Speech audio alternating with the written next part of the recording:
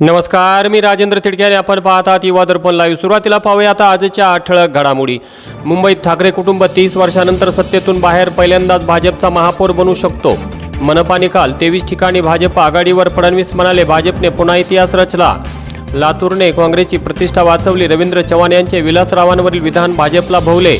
निकालानंतर अजित पवारांची पहिली प्रतिक्रिया, म्हणाले जनतेचा कौल सर्वोच्च पूर्ण आदराने स्वीकारतो।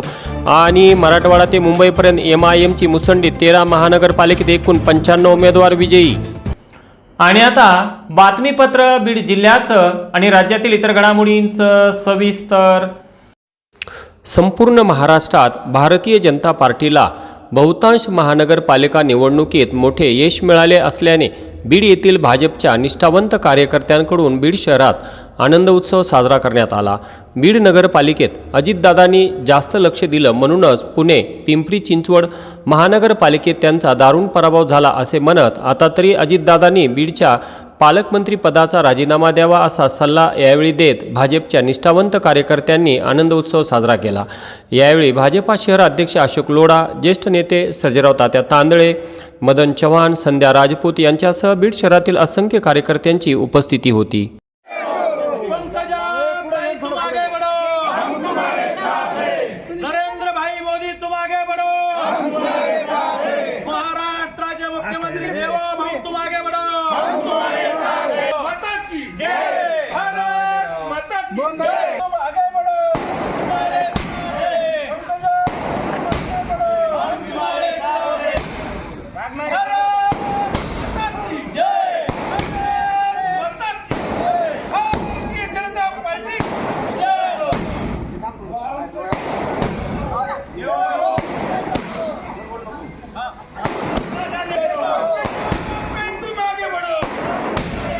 महाराष्ट्रामध्ये भाजपाची लहर आहे आणि भारतीय जनता पार्टी आणि मित्र पक्षाने एक हाती महापालिकेवरती झेंडा युतीचा फडकवलेला आहे। त्याबद्दल महाराष्ट्राचे मुख्यमंत्री देवेंद्रजी फडणवीस साहेब आणि सर्व महाराष्ट्राचे नेते पंकजाताई मुंडे असतील, प्रदेशाध्यक्ष चव्हाण साहेब असतील, यांचं सर्वप्रथम तमाम भारतीय जनता पार्टीच्या वतीने आम्ही अभिनंदन करतो आणि सर्व महाराष्ट्रातील जनतेचे आम्ही आभार मानतो। खरं पाहता मुंबई वरती भारतीय जनता पार्टी आणि शिवसेना शिंदे साहेबाचा झेंडा फडकलेला आहे।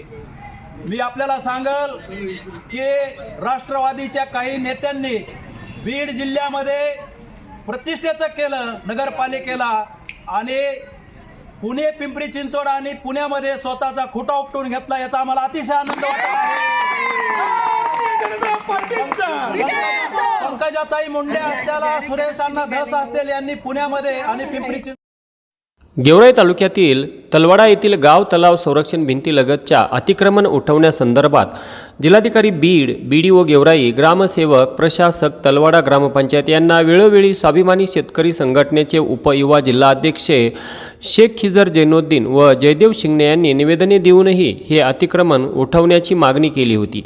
त्या अनुषंगाने संबंधित प्रशासनाने अतिक्रमणधारकांना स्वतःहून अतिक्रमण काढून घेण्यासंदर्भात 2 नोटीस देऊन आर्थिक तडजोडीतून हे प्रकरण पेंडिंग ठेवल्याची चर्चा होत असल्याने स्वाभिमानी शेतकरी संघटनेचे उपयुवा जिल्हाध्यक्ष शेख खिजर जैनुद्दीन व जयदेव शिंगणे यांनी याबाबत संबंधित प्रशासनास परत एकदा स्मरणपत्र व निवेदन देऊन हे अतिक्रमण उठवण्यासंदर्भात मागणी करत दिनांक 26/1/2026 रोजी प्रजासत्ताक दिनी तलवाडा येथील गाव तलावात जलसमाधी आंदोलन करण्यात येणार असल्याचा इशारा दिला आहे।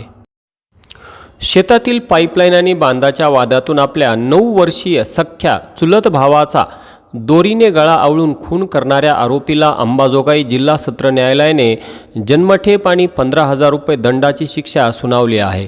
परळी तालुक्यातील चांदापूर येथील मयत अनिकेत जगन्नाथ गीते वय 9 वर्षे आणि आरोपी एकाच कुटुंबातील सदस्य असून त्यांची शेती शेजारी आहे।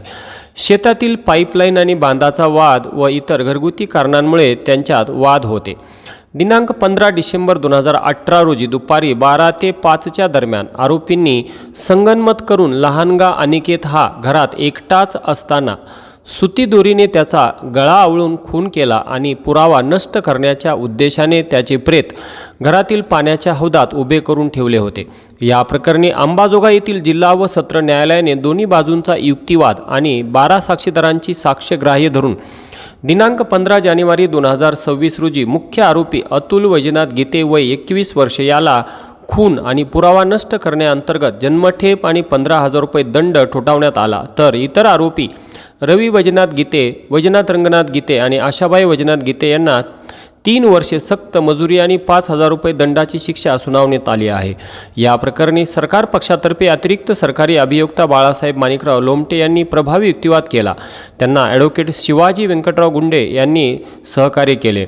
या प्रकरणाचा तपास परळी ग्रामीण पोलीस ठाण्याचे PSI वाघमारे आणि PI सय्यद यांनी केला, तर पैरवी अधिकारी म्हणून पोलीस हवालदार मंगल सोनटक्के यांनी काम पाहिले।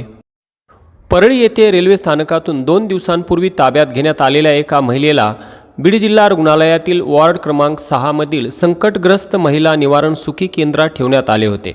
आज शुक्रवार दिनांक 17 जानेवारी 2026 रोजी सकाळी सदर महिलेने सखी केंद्रातील बाथरूममध्ये तोडफोड करत साडीच्या साहाय्याने गळफास घेऊन आत्महत्या करण्याचा प्रयत्न केल्याची घटना घडली।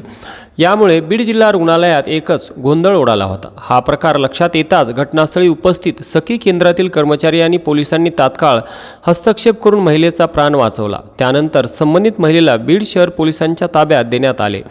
या प्रकरणाचा पुढील तपास उपविभागीय पोलीस अधिकारी श्रीमती पूजा पवार या करत असून संबंधित महिलेने आत्महत्येचा प्रयत्न का केला याबाबत सखोल चौकशी सुरू असून चौकशीनंतर या घटनेमागील खरे कारण स्पष्ट होईल अशी माहिती पोलिसांकडून देण्यात आली। या घटनेमुळे बीड जिल्हा रुग्णालय परिसरात एकच खळबळ उडाली असून सखी केंद्रातील सुरक्षिततेबाबतही प्रश्नचिन्ह उपस्थित होत आहेत। ड्युटीवरून घराकडे परत येत असलेल्या पोलीस कर्मचाऱ्याचा घराजवळच दुचाकीचा अपघात होऊन गंभीर जखमी झाल्याने त्यांचा मृत्यू झाल्याची घटना गुरुवार दिनांक 15 जानेवारी रोजी रात्री घडली। सौदागर माणिकराव सावंत वय 47 वर्षे राहणार पंचशील नगर बीड असे मयत पोलीस कर्मचाऱ्यांचे नाव आहे। ते सध्या परळी ग्रामीण पोलीस ठाण्यात कार्यरत आहेत। काल दिवसभर ड्युटी करून ते रात्री बीड येथील आपल्या घराकडे आले होते। घरापासून काही अंतरावर आले असता गतिरोधकामुळे त्यांच्या दुचाकीचा अपघात झाला। यामध्ये सौदागर सावंत हे गंभीर जखमी झाले। हा प्रकार लक्षात आल्यानंतर त्यांना जखमी अवस्थेत खाजगी दवाखान्यात उपचारासाठी दाखल करण्यात आले होते, मात्र त्यांची प्राणज्योत उपचारादरम्यान मालवली। या घटनेने बीड पोलीस दलावर शोककळा पसरली आहे, तर सावंत यांच्या दुर्दैवी मृत्यूमुळे सर्वत्र हळहळ व्यक्त केली जात आहे।